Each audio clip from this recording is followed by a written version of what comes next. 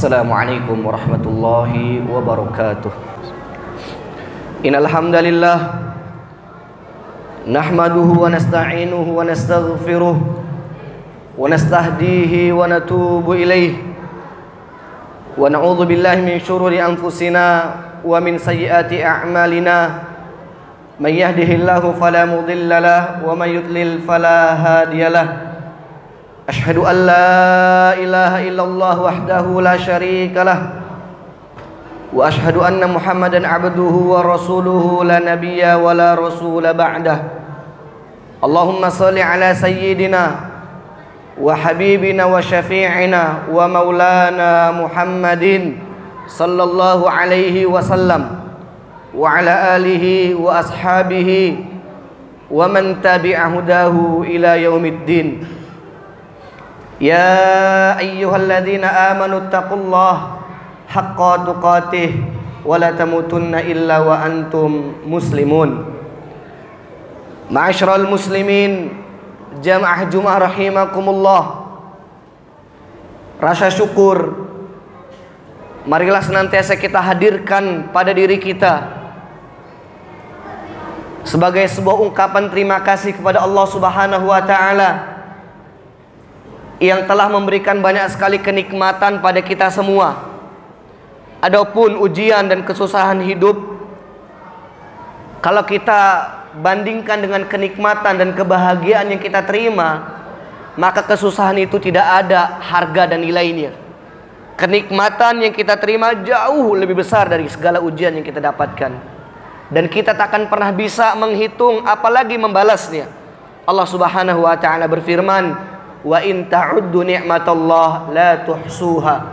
Sekiranya kalian ingin menghitung nikmat yang diberikan oleh Allah, maka kalian tak akan pernah bisa menghitungnya. Oleh sebab itu, ma'asyiral muslimin, Allah tak pernah menuntut kita untuk menghitung nikmat yang kita terima. Allah juga tidak pernah meminta kita untuk membalas segala kenikmatan yang kita dapatkan. Yang Allah harapkan dari diri kita adalah bersyukur. Bersyukur dengan lisan kita, bersyukur dengan hati dan pikiran kita, serta bersyukur dengan amal perbuatan kita. Mudah-mudahan kita termasuk orang-orang yang pandai bersyukur, yang mana orang-orang bersyukur itu sedikit sekali, sebagaimana Allah firmankan, wa qalilun min ibadiyasy syakur. Sungguh sedikit sekali hambaku yang pandai bersyukur.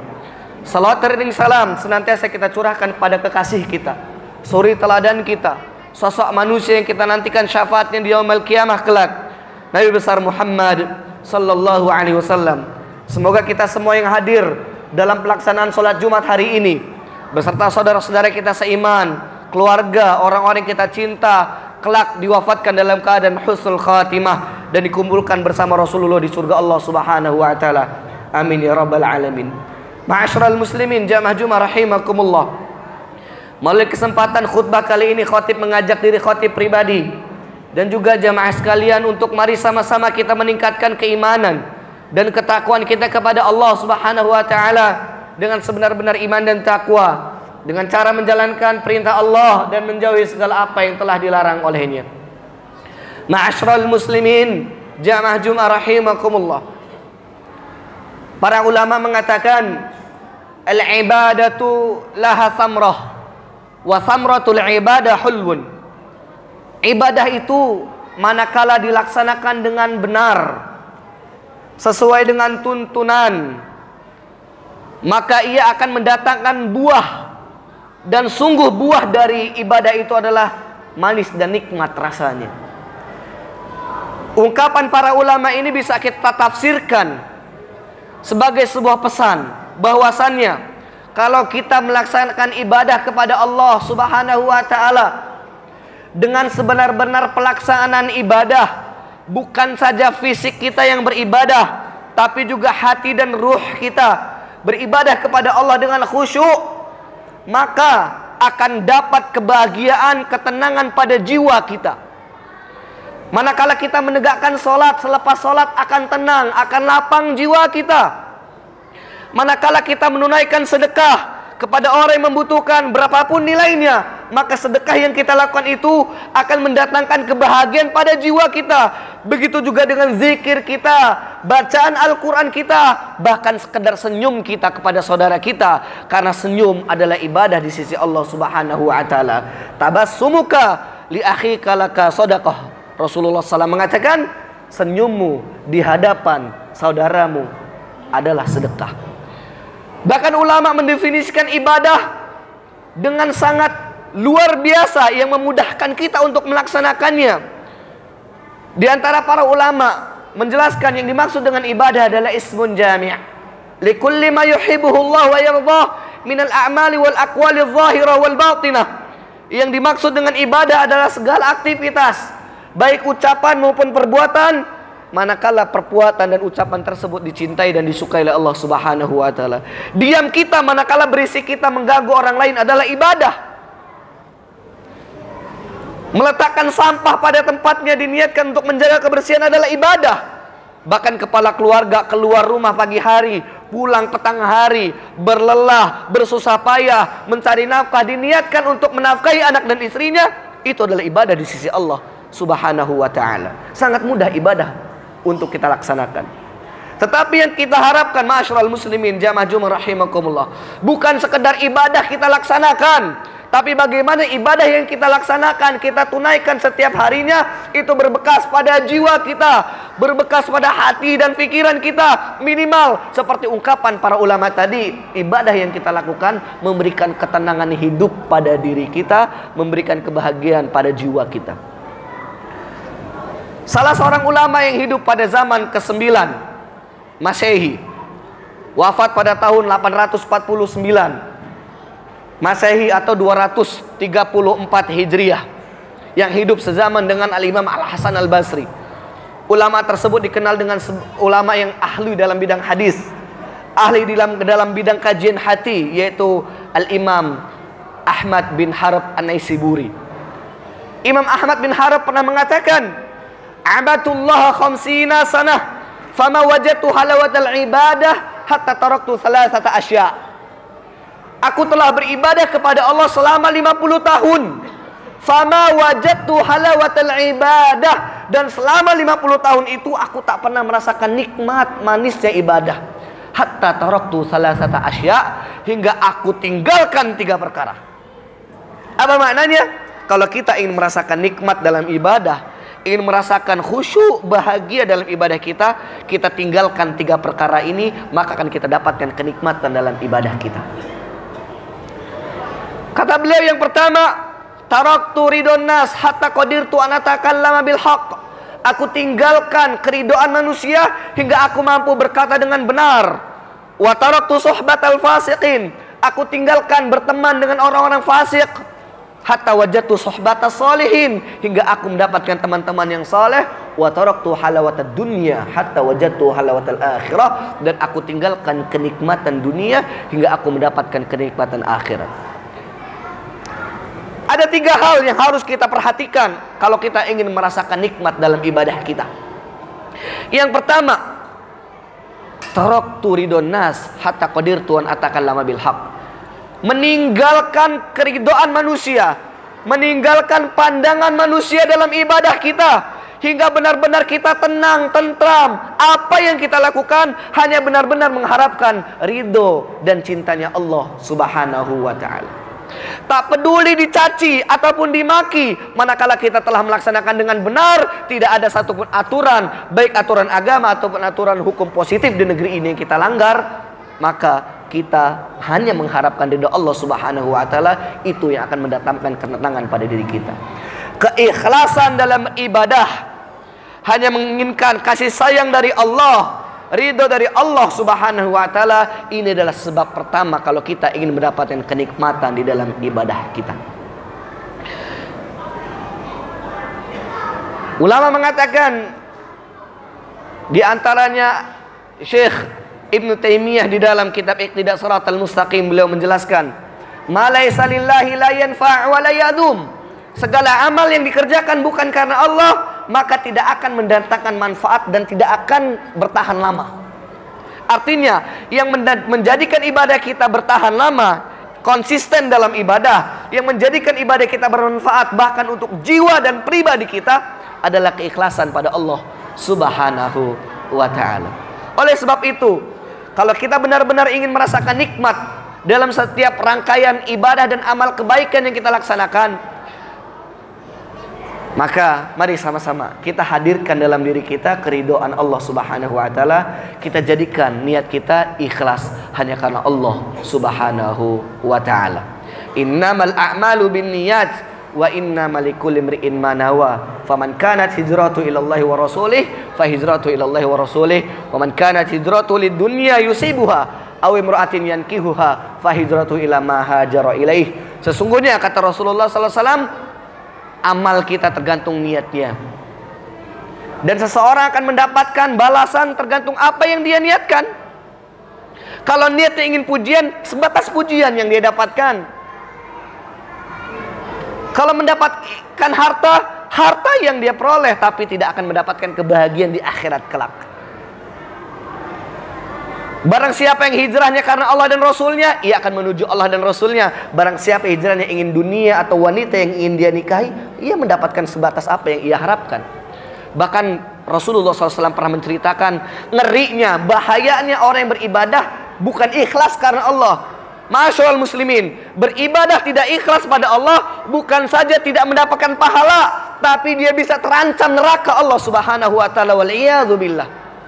Diceritakan oleh Rasulullah SAW ada 3 orang yang akan dibangkitkan nanti di yaumil qiyamah.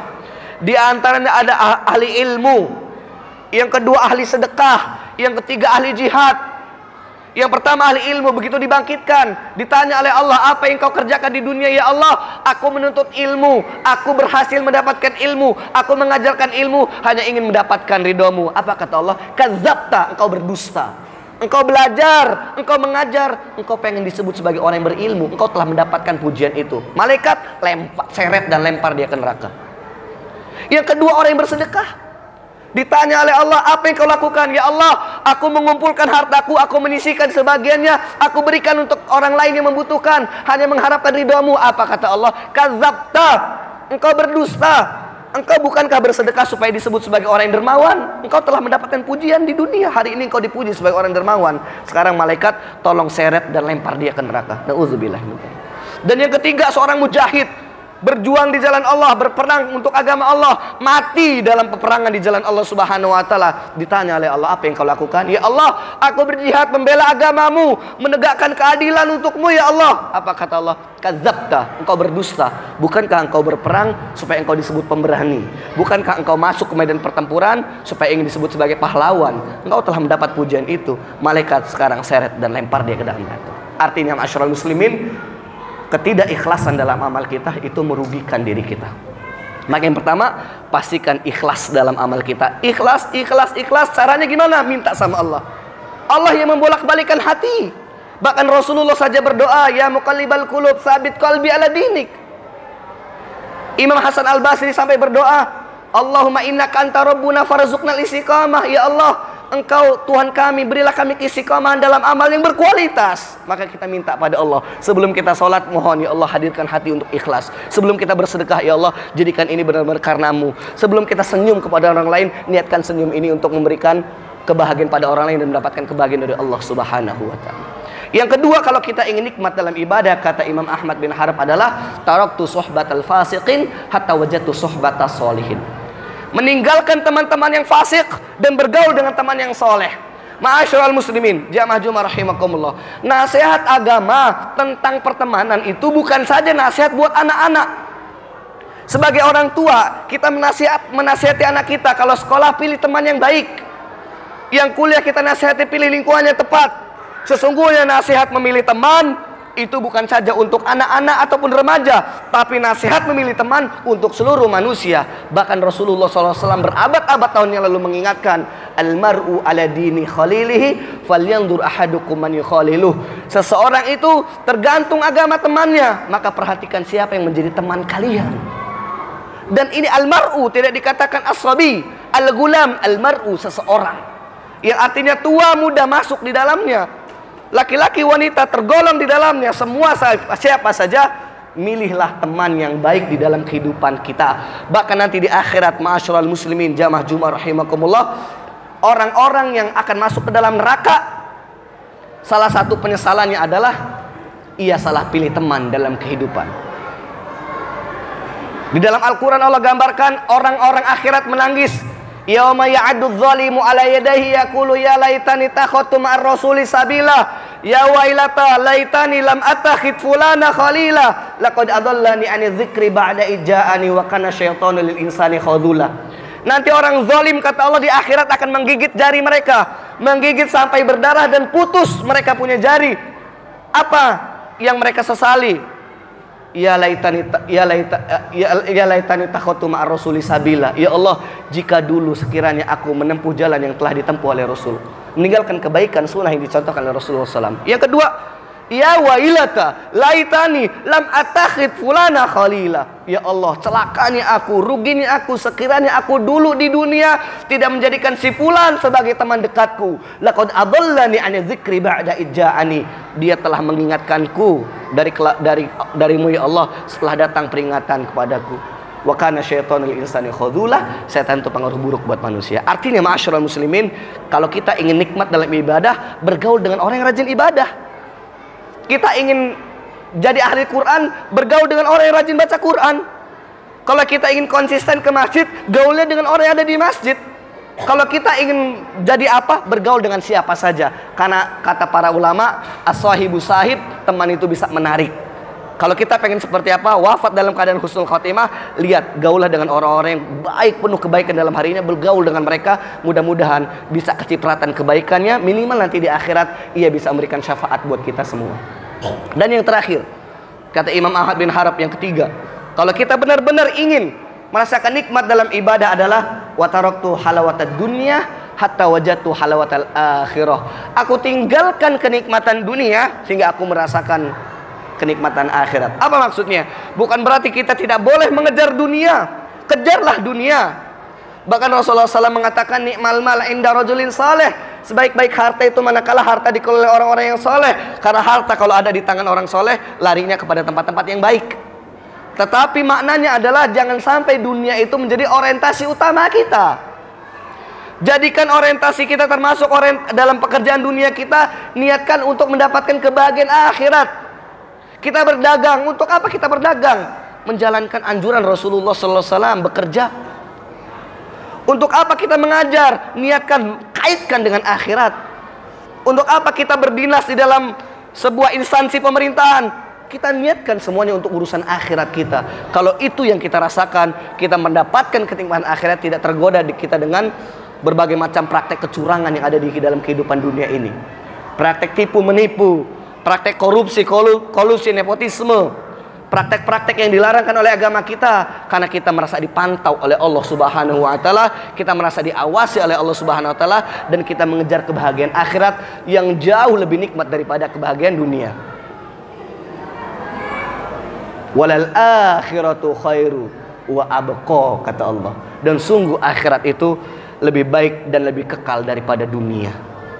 Senikmat-nikmatnya kenikmatan yang akan kita dapatkan di dunia, tidak akan ada bandingannya dengan kenikmatan yang akan kita dapatkan di akhirat manakala kita masuk ke dalam surga Allah Subhanahu wa taala. Itulah sabda Rasulullah ketika beliau selesai melaksanakan proses Isra dan Mi'raj, kembali ke dunia, ditanya oleh para sahabat, "Ya Rasulullah, sif lana jannatallahi wa narah." Ya Rasulullah, gambarkan kepada kami, ceritakan kepada kami tentang keadaan surga dan neraka. Apa kata Rasulullah? Mala ainun ra'at wala udunun sami'at wala khatara ala qalbil bashar. Demi Allah, kenikmatan di dalam dunia itu, kenikmatan di dalam akhirat, di dalam surga itu tidak pernah bisa dibandingkan dengan kenikmatan apapun di dunia. Senikmat-nikmatnya kenikmatan yang pernah kita saksikan dunia, itu tidak akan bisa mewakili secuil kenikmatan yang akan kita lihat di akhirat.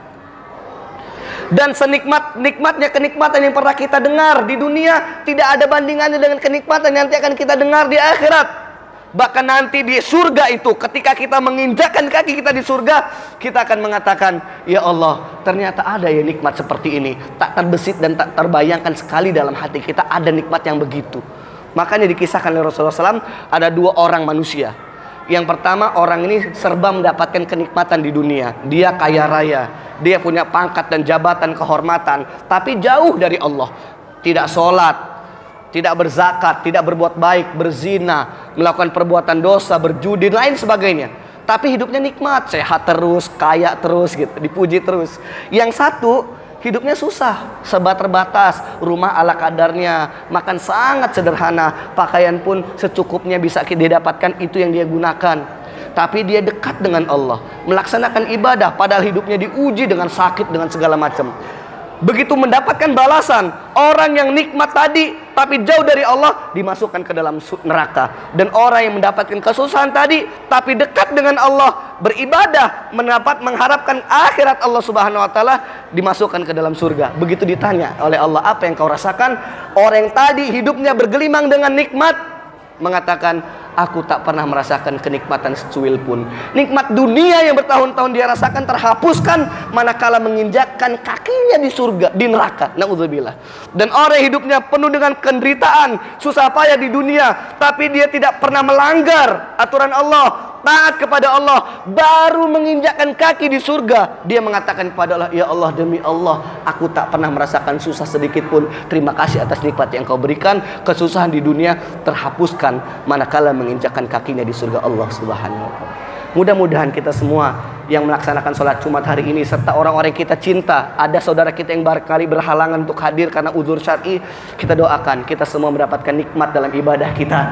Kita doakan ibadah yang kita laksanakan ini berbekas pada diri kita, menjadikan kita orang yang khusyuk dalam hidup kita, tidak bermusuhan, tidak punya kebencian pada siapapun. Dan kita berdoa mudah-mudahan Allah wafatkan kita dalam keadaan husnul khatimah, sebagaimana Allah kumpulkan kita di masjid ini. Mudah-mudahan nanti Allah kumpulkan kita semua di surga Allah Subhanahu wa taala. Amin ya rabbal alamin. Barakallahu li wa lakum fil Qur'anil Karim. Wa nafa'ani wa iyyakum bima fihi minal ayat wa dzikril hakim. Aqulu qouli hadza fastaghfiruh innahu huwal ghafurur rahim.